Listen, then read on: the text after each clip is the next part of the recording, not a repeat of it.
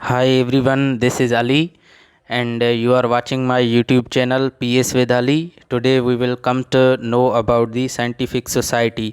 आज हम scientific society के बारे में जानेंगे कि साइंटिफिक सोसाइटी क्या थी और इसका मकसद क्या था. Scientific society was founded by Sir Syed Ahmad Khan on 9th January 1864.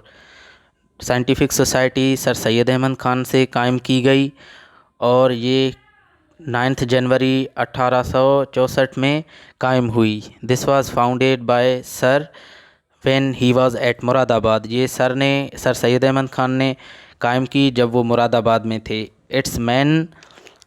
its aim was to translate English books into Urdu, Persian and other local languages to make Muslims and other local people understand. इसका जो main मकसद था scientific society का वो ये था कि English की बुक्स जो हैं उनको उर्दू, पर्शियन और दीगर मकामी लैंग्वेजेस में ट्रांसलेट करना है ताकि मुस्लिम्स और दीगर जो मकामी लोग हैं वो आसानी से समझ पाएँ.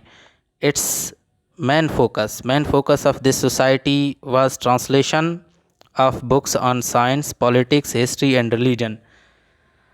अब मेन फोकस क्या था, किस किस्म की बुक्स ट्रांसलेट करनी थी सोसाइटी में. वो थी साइंस की बुक्स, पॉलिटिक्स की बुक्स, हिस्ट्री और मज़हब की बुक्स. ये सारे बुक्स को ट्रांसलेट करना था ताकि लोग इन चीज़ों को समझ सकें.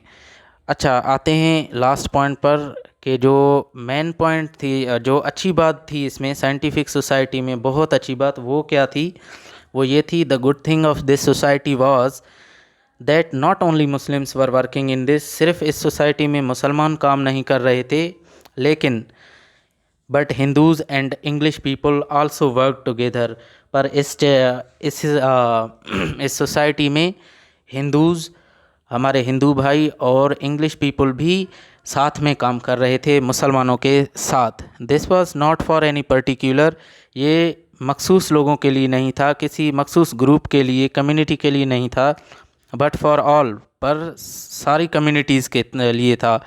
ऑल कुड वर्क, सारे इसमें काम कर पा रहे थे. ऑल कुड अवेल, सारे जो हैं इससे फ़ायदा उठा रहे थे. जो मेन मकसद था इसका ट्रांसलेशन ऑफ बुक्स, ताकि लोग समझ सकें, लोकल लोग समझ सकें, मुस्लिम समझ सकें, क्योंकि काफ़ी लोग स्पेशली जो मुस्लिम्स थे वो बैकवर्ड थे एजुकेशन में. तो इसलिए जब लोकल लैंग्वेजेस में बुक्स ट्रांसलेट की गई तो वो इल्म में आगे आए, उनको बहुत सारी नॉलेज मिली. और अच्छे में अच्छी बात इस सोसाइटी की ये थी कि सारी कम्युनिटीज़ मिलकर इसमें काम कर रही थी. हमारे हिंदू भाई काम कर रहे थे, मुस्लिम्स काम कर रहे थे और जो अंग्रेज़ थे, इंग्लिश पीपल, वो भी साथ में ही काम कर रहे थे. तो इस सोसाइटी से मुसलमानों को और दीगर जो मकामी लोग थे उनको बहुत बड़ा फ़ायदा हुआ और वो एजुकेशन की फ़ील्ड में आगे आए और आज तक ये बात हिस्ट्री में ज़िंदा है. Thanks for watching, stay tuned.